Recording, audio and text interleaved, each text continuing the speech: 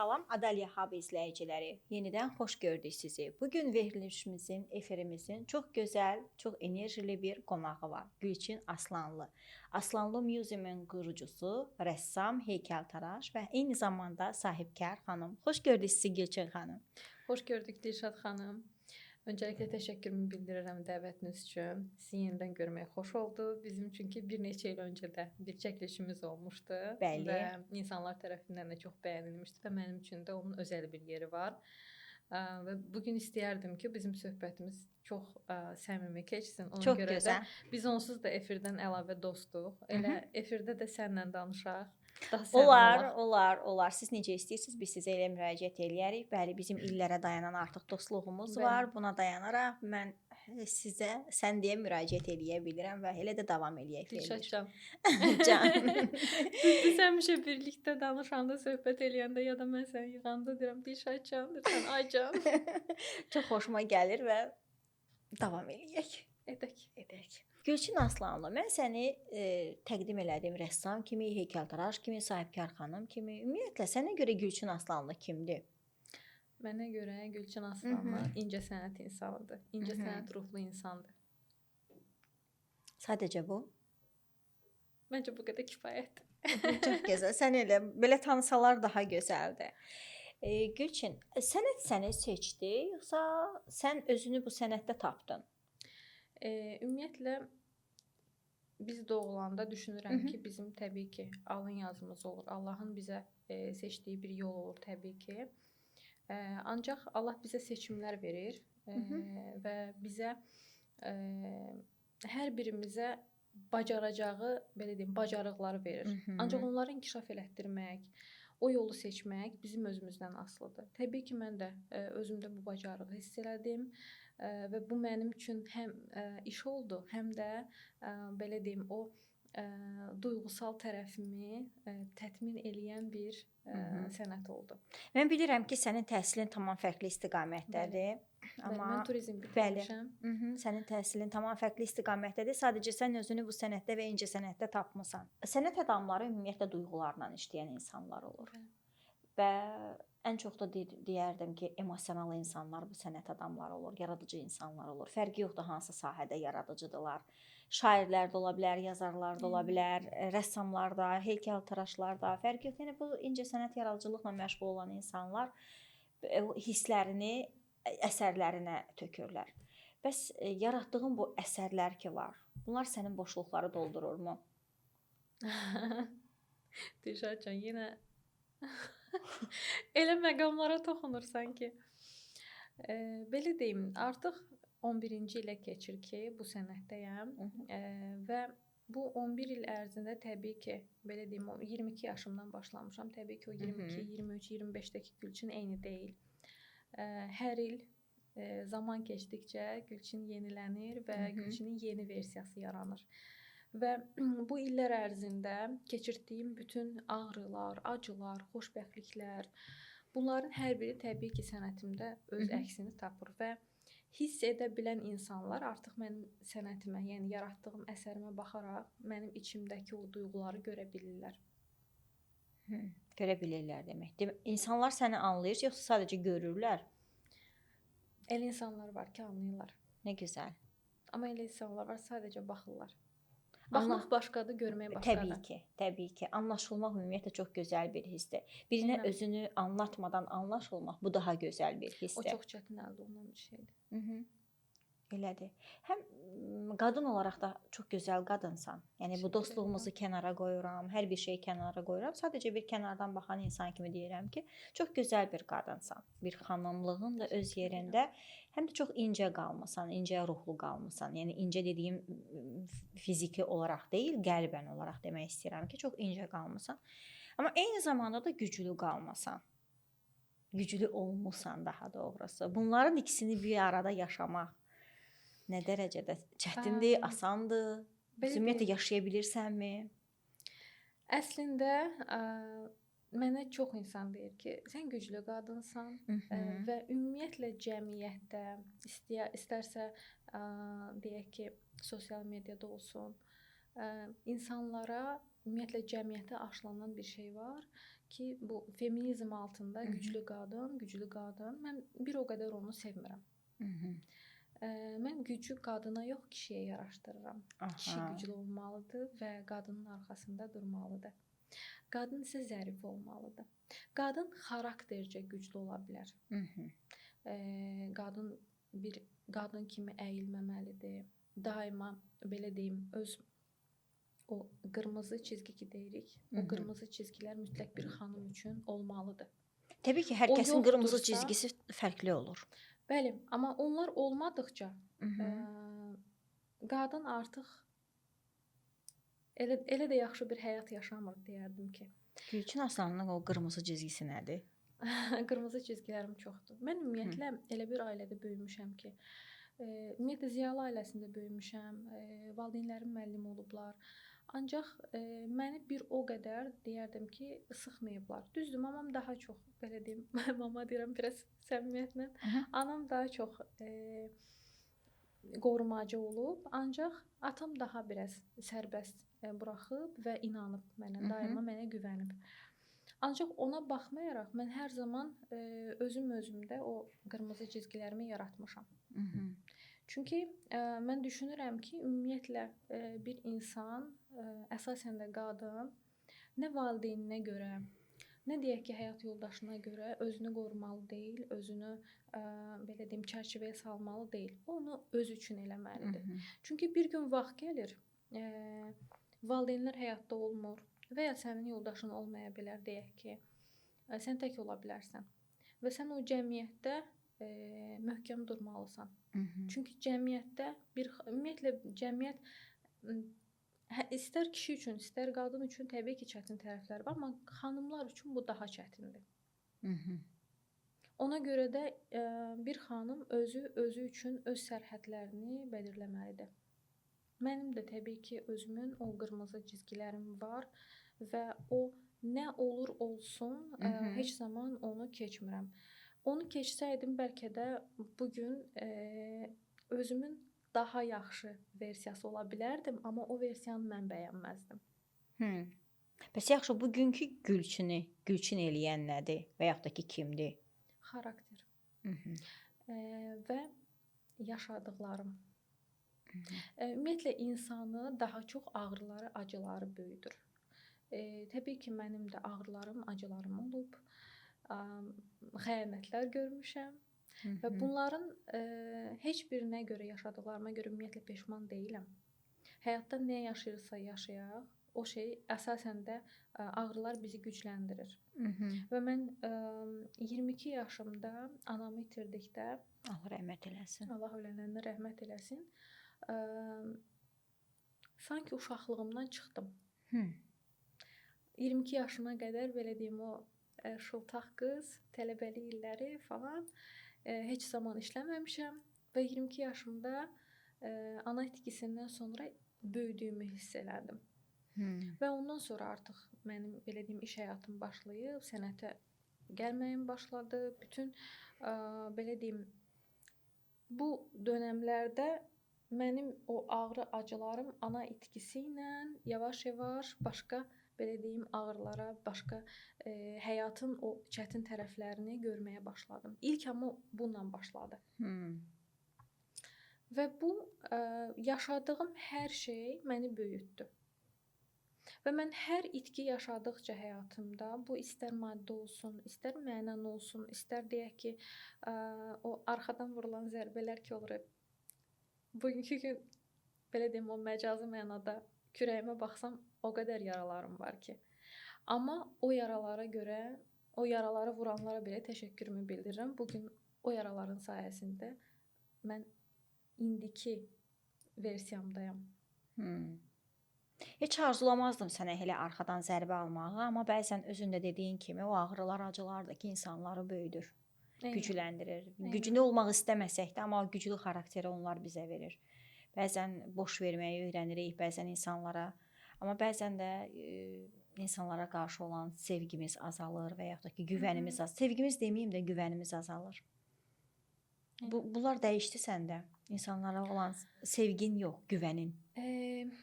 Belə deyim, təbii ki, 10 il qabaqki ya da 5 il qabaqki Gülçin deyiləm. Artıq daha biraz həyata başqa tərəfdən baxıram. Amma hər zaman, hər çətinliyə düşəndə özümdə çalışmışam ki, o içimdəki məsum qızı öldürməyim Qoruyub ən azından. saxlayasan. Müəyyən qədər saxlayam. Çünki belə deyim, bir insan sənə xəyanət edirsə, fərqi yoxdur, qadındır, kişidir, bu şəxsi münasibətdir və ya ümumiyyətlə dostdur. Bu o demək deyil ki, bütün insanlar belədir. Bəli. Razıyam. Cəmiyyət o deyil. Çətinliklər çoxdur. Amma hər bir çətinliyin içərisində o lotus çiçəyi var, necə ki, elə bir yerdə, bataqlıqda açır. Yəni mən inanıram ki, o lotus çiçəkləri həyatda, o cəmiyyətdə də var. Biz sadəcə düşünürəm ki, əgər içimizdə o uşaq varsa, biz elə həmin o çiçəkləri də tapacağıq. Sən o çiçəklə insanı incidən insanlar olub. Mən belə gördüyüm qədərilə dediyin kimi arxadan zərbələr də almısan, xəyanətlər də almısan və bu sənin güvən hissini azaltmasa da, amma istər-istəməz içində bir qırıqlıqlar yaradıb. Sən o həmin insanlara öz yaratdığın əsərlərdən hədiyyə versəydin, onların hədiyyəsi nə olardı və yaxud da ki, üzərinə hansı əsəri çəkərdin, verərdin? Elə həmin o lotus çiçəyini. Mən ümumiyyətlə dediyim kimi kin saxlamağı sevmirəm. Çünki kin insanın içərisini kirlədir. Və heç bir insan mənim içimi kirlətməyə dəyməz o insana görə. Heç bir insana görə kirlənmərəm. Ona görə də mənə bu günə qədər kimlərin pisliyi dəyibsə, onlara haqqımı halal eləyirəm. Və hədiyyə versəydim, lotus çiçəyi hədiyyə eləyərdim. O qədər xoşbəxt olsunlar ki, daima öz həyatlarına başları qarışsın və ətrafındakı insanlara yalnız yaxşılıq arzulasınlar. Sənin üçün uğur nədir? Tanınmaq, iz buraxmaq və yaxud da ki, yaratdığın əsərləri daha çox satmaq? Düzdür, maddiyyat həyatda önəmlidir. Mən deyə bilmərəm ki, maddiyyatı düşünmürəm. Yox. Maddiyyat olmasa, bizim ən azından belə deyim, gündəlik həyatımızda çox çətinliklər olar və insanın o komfort, belə deyim də, o rahatlıq bir komfort zonası ki var. O zona olmadıqda istər-istəməz problemlər artır. Və sən hər şeyi daha böyük problemlərlə görməyə başlayırsan. O maddiyyat o baxımdan çox önəmlidir. Amma maddiyyat hər şeyi həll eləmir həyatda. Çünki belə deyim, biraz öncə də dediyim kimi, müəllim ailəsinə doğulmuşam. Çox böyük bir imkanlar olmayıb, amma çox bir çətinlik də görməmişəm. Amma həyatımın müəyyən hissələrində çətin dönəmlərim də olub maddiyyat baxımından. Mənim üçün çox yaxşı bir dönəmlər də olub. Amma bugünkü gün dönüb keçmişə baxsaq, səmimiyyətlə deyirəm ki, elə dövrlərim olub ki, imkan cəhətdən zəif olsam da özümü xoşbəxt, daha huzurlu hiss eləmişəm. Ancaq daha yaxşı bir, belə deyim, o dönəmimdə o huzuru yaşamamışam. Ona görə bunu yaşayan insan olaraq deyirəm ki, maddiyyat həyatda hər şeyi həll eləmir.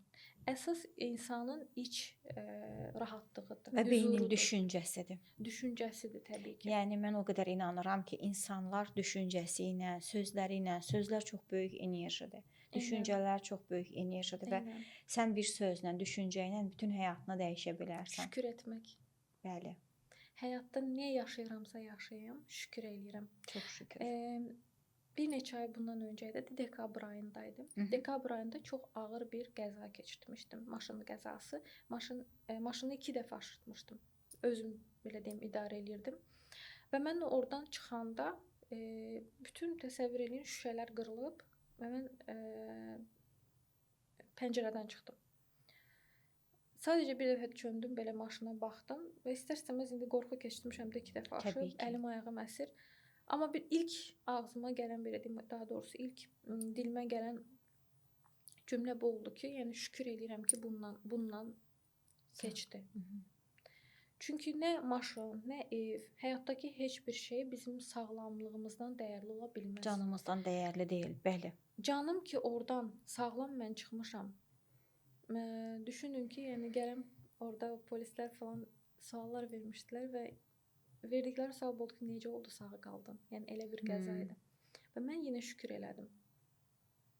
Və o gün də belə deyim, həyatımda bir çox şey dəyişdi ki, həyatda əsas olan can sağlığıdır. Hər Sanki şey yenidən gəlib dünyaya keçici bu. doğdun. Hər şey bu həyatda gəlib keçicidir. Allah istəsə bir gündə bizi qaldırar, bir gündə də endirər. Ona görə daima şükür içərisindəyəm. Həyatda başıma gələn, itirdiklərim, qazandıqlarım, hər şeyə görə şükür eləyirəm. Bugünkü gün mənim istədiyimi Allah mənə vermirsə, demək ki, bir bildiyi var. Bəli, Allahın Demək planı. ki, mən ona hələ ki hazır deyiləm. Bəli. İnşirah surəsində var da, səhv eləmirəmsə belə bir cümlə ki, deyir, yəni sizin şər bildiyinizdə xeyir, xeyir bildiyinizdə şər var. Mən buna çox inanıram. Allaha təslimiyyət deyə bir şey var. Və o Allaha təslim olandan sonra insan çox rahatlayır. O demək deyil ki, çox rahat olursan, hər şeyi boş verirsən. Yox. Sadəcə düşünürsən ki, sən çabalayırsan. Bu işin həll olması üçün çabalayırsan. Amma bu həll olmursa, demək ki, Allahın bir bildiyi var. Eynən. Demək ki, Allah bunun olmasını istəmir. Bəli, çox doğru dedin. Allaha təslim edəndən sonra ki, bu iş olmasın və yaxud da ki, necəsə də, yəni bu iş həllin yolunu tapsın. O qədər gözəl həll olur ki. Və zamanı gəlir, insan olmayan bir şey üçün şükür eləyir. Şükür eləyir, bəli. Mən bəzən olur, ümumiyyətlə yuxu problemi olan insanam. Çox gec yatıram. Elə olur bir gündən bir yatıram hətta. Bəzən olur səhər vaxtları, azan vaxtı şükür namazı qılıram. İçmə gələndə sadəcə. Və Allaha dua eləyirəm. İndi təbii ki, hər birimizin həyatda arzuları var, istəkləri var. İstəyir şəxsi həyat baxımından olsun, istər iş baxımından olsun. Təbii ki. Hər zaman Allahdan dua eləyəndə mən bu formada dua eləyirəm ki, Allahım, sən məni bilirsən. Mən bunları istəyirəm. Amma əgər bunlar xeyirlidirsə mənə ver. Bugün eybi yox, mən bu şeyin olmadığına görə pis ola bilərəm, ağlaya bilərəm. Hər birimiz insanıq, hər bir duyğuları keçirdirik. Deyə bilmərəm ki, mən yox, heç vaxt ağlamıram, heç vaxt da pis olmuram. Yox, mən də insanım. Amma mən bilim ki, həqiqətən bu şey mənə xeyir gətirəcək. Gətirməyəcəksə onu mənə vermə.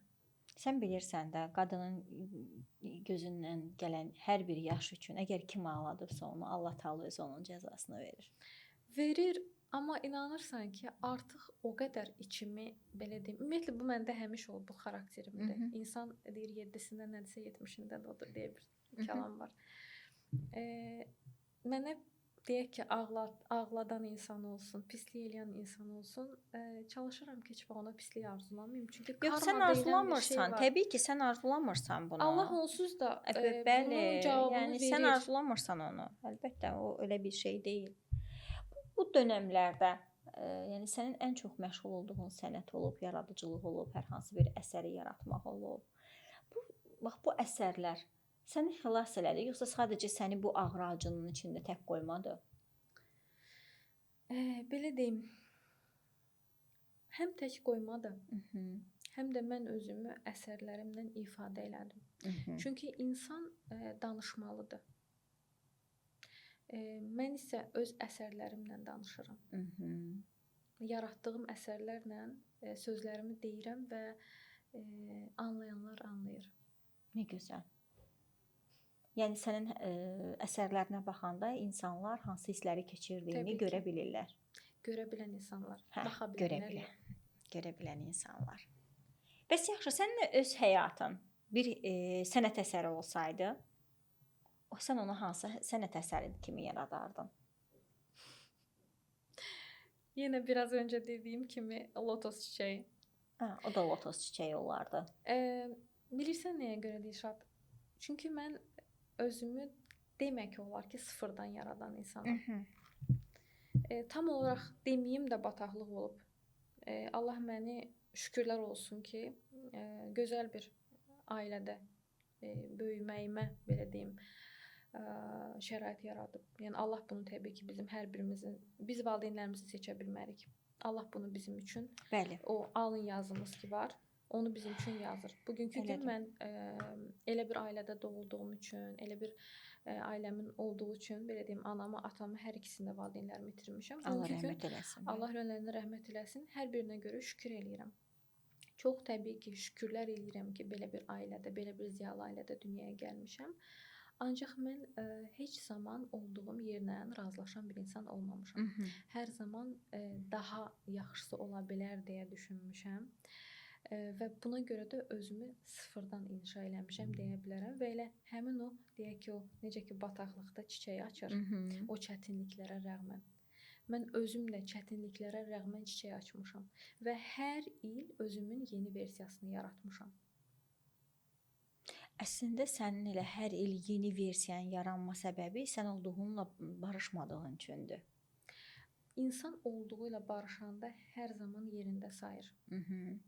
Amma əgər olduğunla barışmırsansa, bu naşükürlük deyil. Təbii ki. Şükür eləyən insana. Amma olduğunla barışmırsansa və daha yaxşısını arzuluyursansa, daha yaxşısı üçün çaba sərf edirsənsə, Allah da sənə ona uyğun bir həyat qismət edir. Bu şəxsi inkişaf deməkdir. Yəni insan özü zaman dəyişir, həyat dəyişir.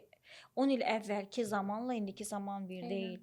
Yəni bizim dövrdəki uşaqlığımızla indiki uşaqların uşaqlığı bir deyil. Onların yaşadıkları bir deyil. Onların həyata baxış tərzləri eyni deyil. Biz bu zamana uyğunlaşmalıyıq. Yəni bəzən deyirlər ki, indiki uşaqlar, mən çox bəyənirəm indiki uşaqları. İndiki gəncləri, indiki yeniyetmələri, onların fikirlərini, onların öz haqlarını necə tələb eləmələrini, öz haqlarını bilmələrini, danışıq qabiliyyətlərini, davranışlarını mən şəxsən çox bəyənirəm. Hər şeydən məlumatlıdırlar, hər bir şeyi bilirlər və bizim zamanımızda, təbii ki, bizim zamanımızda yox idi. Bizim zamanımızda olsaydı, bəlkə biz də elə olardıq. Biz, necə deyim, indiki uşaqlara disket desəm bilməyəcəklər ki, disket ümumiyyətlə nə deməkdir. Amma biz o zamanlar disket, indi sonra oldu o disk, ondan sonra artıq indi flash kart, indi heç onlardan da istifadə edən yoxdur. Əslində biz çox maraqlı vaxtda dünyaya gəlmişik. Biz hər bir şeyi görmüşük. Biz ona görə daha, biz hər bir şeyi görmüşük. Biz daha təbii bir şeyləri görmüşük. İndiki uşaqlar, belə deyim, daha çox o kompüter, telefon və insanlarla o qədər ünsiyyətdə olmurlar. Uşaqlar əvvəlki kimi o məhəllədə oynasınlar falan. Amma biz o səmimiyyəti görmüşük. Biz səmimiyyəti görmüşük. Mən dediyim kimi, bax, hər dəfə elə bir şeylərdə mübahisəli bir çıxışlar yaranır. Deyirlər ki, indiki uşaqlar belə eləmirlər. Var, yenə də var. Var. Yəni o uşaqlar yenə də hər hansı bir sadəcə təkamül gedib, inkişaf eləyib. Təkamül fərqli formada inkişaf eləyib. Bizim o zamanlar öz əllərimizlə yaratdığımız oyunları indi oyun formasında satışda var. Belə deyim, biraz təkamül olsa da artıq təkamül müəyyən qədər duyğunu azaldıb. Bizim dövrümüzdə duyğu daha çox idi. Amma sən onu uşaqlardan soruş, onlar bizə necə baxırlar. Ay mama, o sizin dövrünüzdə idi. İndi elə şey yoxdur. Yəni mən elə deyirəm. Məsələn, mənim oğlum elə deyir. Ay mama, sən Sovet dövründən danışırsan. Yəni halbuki mən Sovet dövrünü görməmişəm. Yəni mən anadan olanda, ya da ki məktəbə gedəndə artıq Sovet dövrü devrilib. Görməmişəm. Heç mən bilmirəm ki, Sovet dövründə. Amma uşağın ağlında elə qalır ki, mən Sovet dövründən, yəni o qədər keçmişdən gəlmişəm ki, mən. Valideynlər Sovet dövrünün insanları olub və biz də istər-istəməz onların tərbiyəsini aldığımız üçün mən bəzi şeylərdə bizim valideynlərin bizə verdikləri ilə razılaşmıram. Öz övladımıza amma tamam fərqlisini verirəm. Çünki o zaman kəsiyi ki var. O zaman kəsiyində hər şey dəyişir.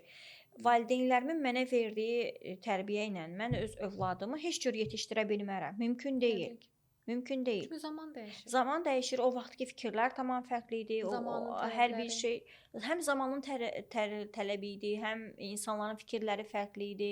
O zamanlar məsələn bizim ailə, nəsil belə deyim, o qədər belə mühafizəkar bir nəsil idi ki, oxumağa, lisedə oxumağa belə pis baxırdılar. Yəni bir qız uşağı sən gedəcəksən, lisedə oxuyacaqsan, universitet oxuyacaqsan. Yəni çox qəbahət bir şey görünürdü. Amma indi universitet oxumayana pis baxırlar. Halbuki həmin nəsildən yetişmişik, gəlmişik. Ona görə də zaman keçdikcə insanların xasiyyəti də dəyişir. Zaman keçdikcə insanların hissləri də dəyişir. Bəzən olur ki, bir insanı həddindən artıq çox sevirsən və müəyyən müddətdən sonra o insan sənin üçün yad qalır. Yəni sanki heç o insanı sevməmisən kimi. Bu demək deyil ki, sən xəyanət elədin. Yox, hisslər dəyişə bilər.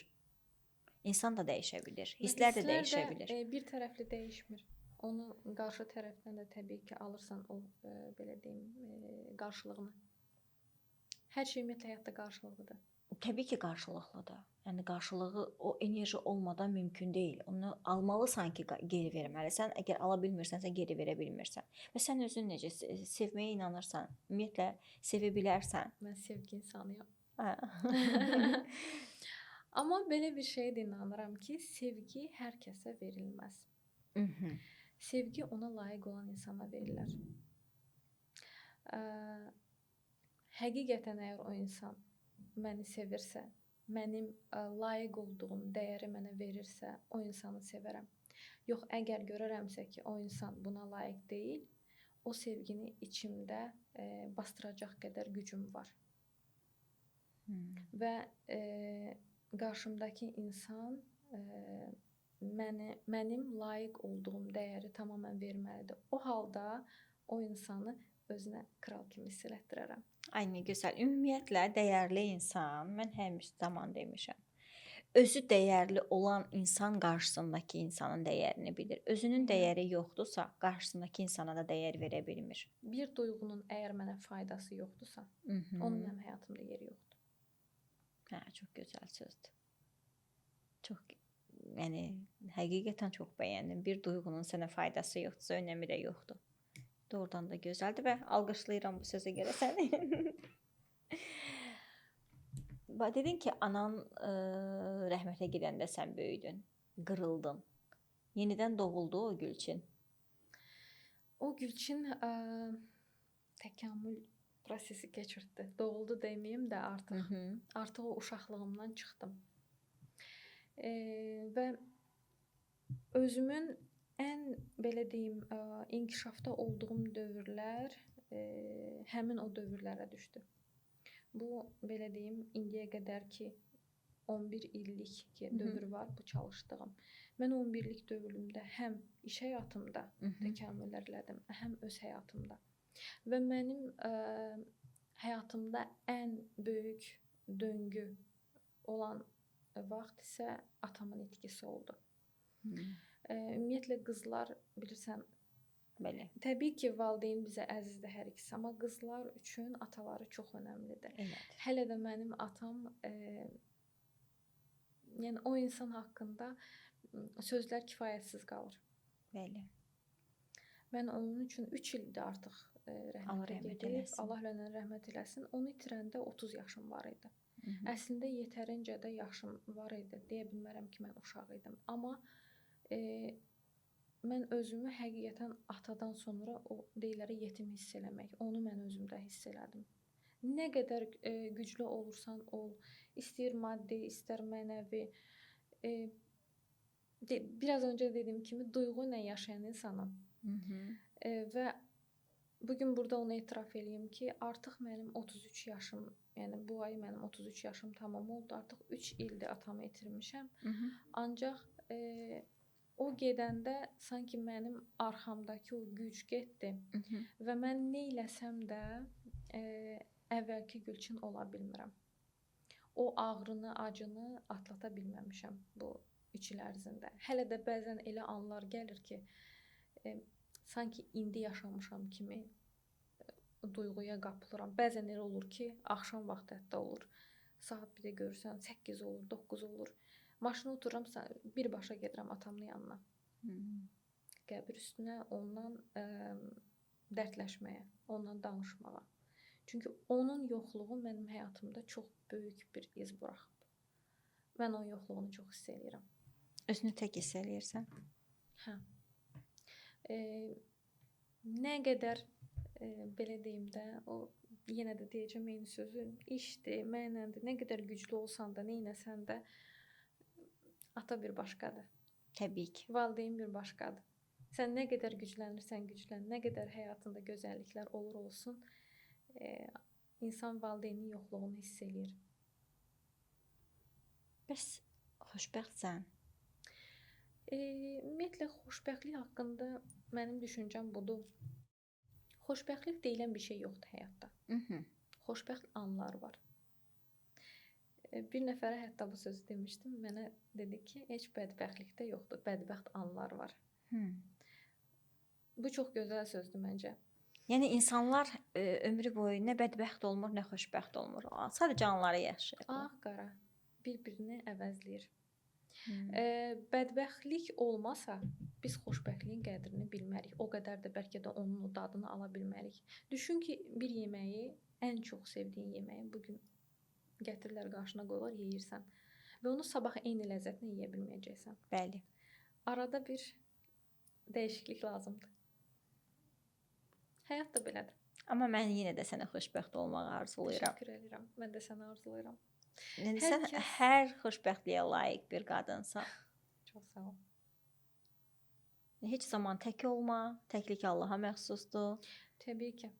Sən xoşbəxt ol. Qadın kimi də xoşbəxt ol, insan kimi də xoşbəxt ol. Ailə ümumiyyətlə insan üçün çox önəmlidir. Əsasən də qadın üçün çox önəmlidir. Şəxsən mən özüm üçün deyə bilərəm ki, ailə mənim üçün çox dəyərlidir. Və elə bu gün sizin efirdən də istifadə edib mən xanımlara bir belə deyim, bir mesaj göndərmək istəyirəm ki, baxın, mən artıq illərlə özüm çalışmışam, özüm zəhmət çəkmişəm, daima cəmiyyət arasında olmuşam.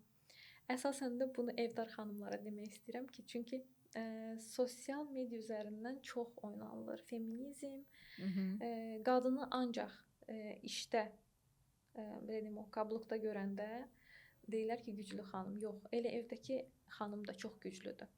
Evdəki xanım da çalışır. Onun da cəmiyyətə bir xeyri var. Çünki o övlad böyüdür. Bəli. Gələcəyə övlad böyüdür və onlar heç zaman özlərini çalışan xanımdan əskik bilməsinlər.